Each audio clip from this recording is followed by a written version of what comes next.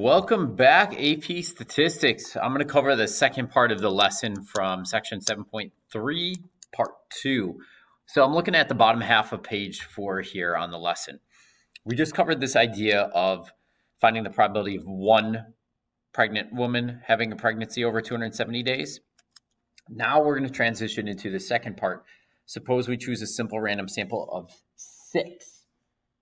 Anytime anytime the sample is bigger than 1, we are no longer using the population distribution and we are using the sampling distribution.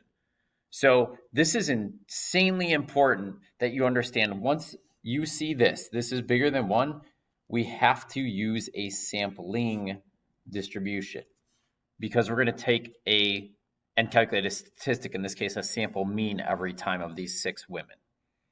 We weren't doing that in the first question. So here's what we got. Find the probability of the mean pregnancy length. Big difference. Mean length, not one randomly chosen woman.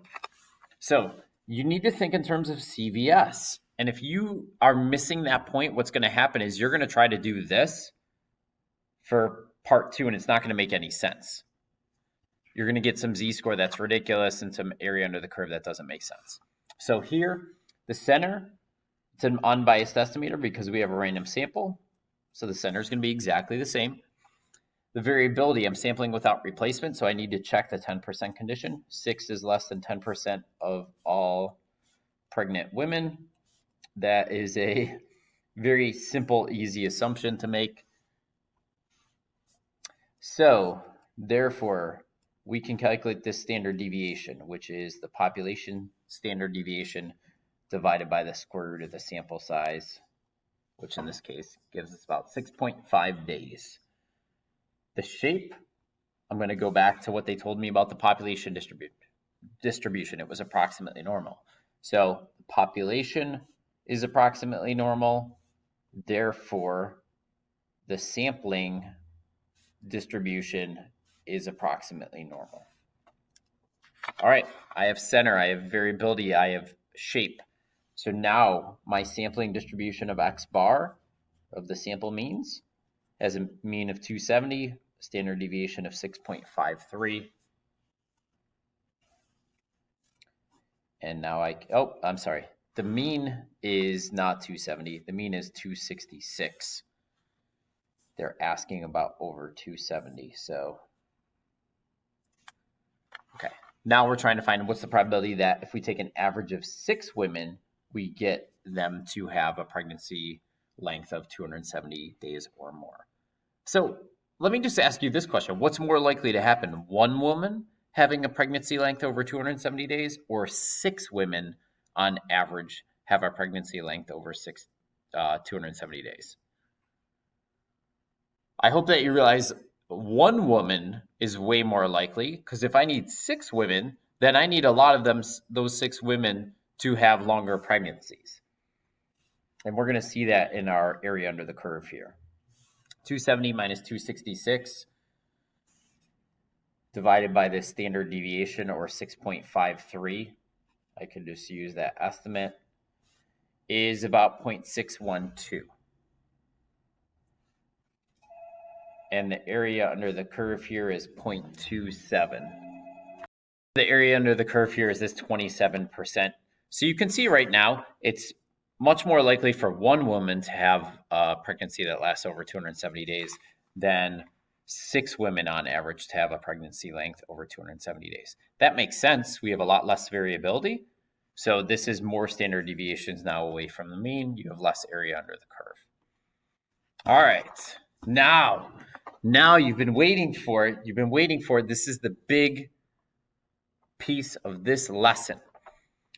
So now we're going to look at how is the shape of the sampling distribution affected by the shape of the population and the sample size. And then if appropriate, we can still use the normal distribution to calculate probabilities. So I'm going to go back to this applet here. And this will be linked in the lesson, so you're going to want to run through this yourself. All right, it says click begin. All right, I've already done that. The center, the variability, and the shape of the population distribution. So that's what's in black here. The center 16. The variability, 5. The shape, approximately normal. So this is the population distribution. We're trying to attach some context here, so ACT scores. All right, now what we're going to do is click Animate. And what you see here, oh man, that's not what I wanted. What you see here is me messing up. Hold on. Okay, let me go back here. Mean 5. That's what it's going to be. So I click Animate. I'm randomly selecting 5 students, and then I'm calculating their average ACT score. If I hit Animate again, I randomly select 5 more students, calculate their average ACT score. Randomly select 5 more students, calculate their average ACT score, and so on and so forth. I could do this over and over and over again. So that's what it's saying on the bottom. The sample distribution is what's in black here from the one sample, and we're creating the simulated sampling distribution. Each one of these blue bars is a sample mean. So if I do this a whole bunch of times, 10,000, 100,000, whatever, now I start to see this simulated sampling distribution a lot clearer. And I can start to say, okay, what is the center? What is the variability? What is the shape? So let me jump back to the lesson for a minute. So for the population distribution, our mean or our center was 16, our standard deviation was 5, and the shape was approximately normal. Then as we get on to the next page, what is the shape of the simulated sampling distribution, and how would we know without seeing the graph? This is going to be approximately normal. I know I just showed you the graph, because if the population distribution is approximately normal, then the sampling distribution is approximately normal. So that we learned earlier in the lesson. Okay, so that's just a review. Now what we're going to do is we're going to change the applet, and we're going to clear these, and now we're going to look at skewed. So let's just say this is ACT scores for Fairport High School students. This is the population distribution.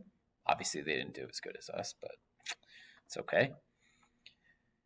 So the shape of this distribution is skewed to the right. I can see the mean is bigger than the median, stuff we learned months ago. So here's what they're asking you to do. Change this to mean and 25. Okay. So now I'm going to take a whole bunch of samples for each. And what I can see here, number 4 says describe the shape of the distribution when n equals 2. And I set it as n equals 5, so it's not showing up as clearly. So let me change that. Yes. Okay. So the shape of this distribution, oddly enough, looks like the shape of the population distribution. This was skewed to the right. This distribution is skewed to the right. Slightly less, but skewed to the right. But this is interesting. The sampling distribution when the sample size is, what is this, 25, is now approximately normal. So let me pause for a minute. So we can see here that as the sample size increases, the shape becomes more and more normal. This is extremely important because if we looked at this top sampling distribution here, we can't use normal CDF. We could calculate z-scores, but we couldn't use normal CDF because this is not, the normal curve is not at a good approximation, as you can see here. If I click on fit normal, you can see that. All right, so let's go back to the lesson. The population distribution was skewed to the right. The sampling distribution when we used a sample size of 2 was skewed to the right, but less than the population. But when the sample size got large enough, that sampling distribution changed in shape from skewed to the right to approximately normal. And that's amazing because now we can calculate z-scores and use normal CDF to figure out area under the curve. This idea right here is called the central limit theorem. And it's what allows us to use normal CDF. So let's restate this here. The CLT, the central limit theorem, states that the shape of the sampling distribution, that blue distribution, is going to be approximately normal, no matter the shape of the population.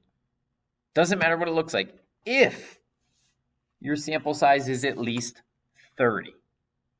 So I want to show you something. It does not matter what the shape of the population looks like. And I'll give you an example. We're just going to make one up. Here's your population distribution. Okay, that's a disaster. Oh, wow. Okay, who would have guessed that the sampling distribution for this mess is going to be approximately normal? That's the central limit theorem. Hope you enjoy it. It's pretty amazing. So that's the key. It doesn't matter what the shape of the population is, skewed left, skewed right, uniform, just a hot mess like that was. If the sample size is large enough, and I can't go to 30 on the applet, but 25 is pretty close, you start to see that shape become closer to a normal distribution. Okay, this is just another way of stating it. The sampling distribution of X bar is approximately normal when the sample size is large enough. If the shape of the population is approximately normal, it doesn't matter if the sample size is 2. This is what we talked about earlier in the lesson. Your sampling distribution will always be approximately normal. So this is only talking about when the population distribution is not approximately normal. That's when we need to worry about this. So, quick summary. If your population distribution is approximately normal, the sampling distribution is always approximately normal. And then if your population distribution is not approximately normal, the sampling distribution will be approximately normal if your sample size is greater than or equal to 30. Okay. So let's look at a check your understanding here. This first question, as I read through this, now I need to be thinking, is this quantitative, is this categorical? Because that's ultimately what you're going to see on the assessment, everything kind of meshed together. In hours, boom, don't even need to read the rest of the question. This is quantitative. I know that. I also see symbols, mu, sigma, other hints this is quantitative. So for a promotion, he randomly selects 40 current customers, offers them a free oil change and inspection. Keith budgets an average of 35 minutes per customer. Calculate the probability the average time exceeds 35 minutes. All right, here's what we know. We know that this distribution is right skewed and the mean is 30 minutes. Okay. He took a random sample of 40 and I noticed it says average time. These are hints that this is a sampling distribution. C, V, S. Get this structure down, follow it every single time. The center is unbiased, so it should equal the true mean, which for us is 30 minutes. Variability, your sample size is 40. 40 is less than 10% of, he selects 40 current customers of all his current customers. How do I know how many he has? In this case, it says 3,500. Check. Therefore, I can calculate the standard deviation. Whoa, I'm thinking proportions. So this is the population standard deviation 20 divided by the square root of the sample size 40, which is 3.16 minutes. So on average, it's going to take 3.16. Each job is going to be within 3.16 minutes of the mean. Shape. They told me the population distribution was right skewed. That's a problem. Now I need to think, does the central limit theorem apply? Well, my sample size is 40. So because n equals 40 is greater than or equal to 30, I say the CLT applies. Therefore, the sampling distribution is approximately normal.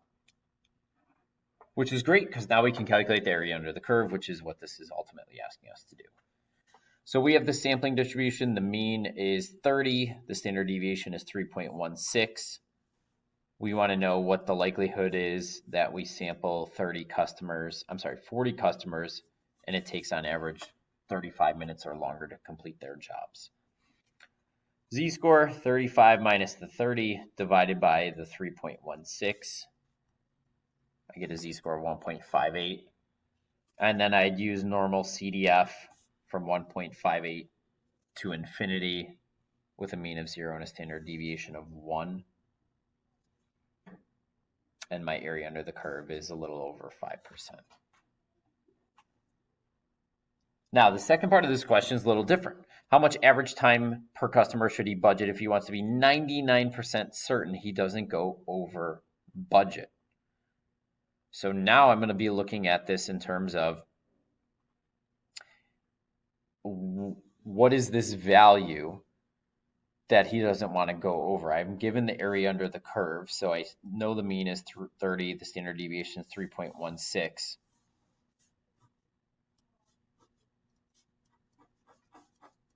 So now I need this to be 99. Oh, how much average time? So I'm sorry, we don't know the mean. This is mu. He budgets 35. You can't, my goodness, you can't see that. There you go. My apologies. The area under the curve is 99%. How much average time? We don't know mu. Standard deviation is still the same. This is still 35 because anything over 35, he's going over budget. So I'm going to use inverse norm with the area of 0.99 on the left to get this z-score. And then I'm going to take that z-score along with my value and my standard deviation. And that's going to help me calculate my mean, which I realize I screwed this problem up on my paper. So give me a quick moment to fix this.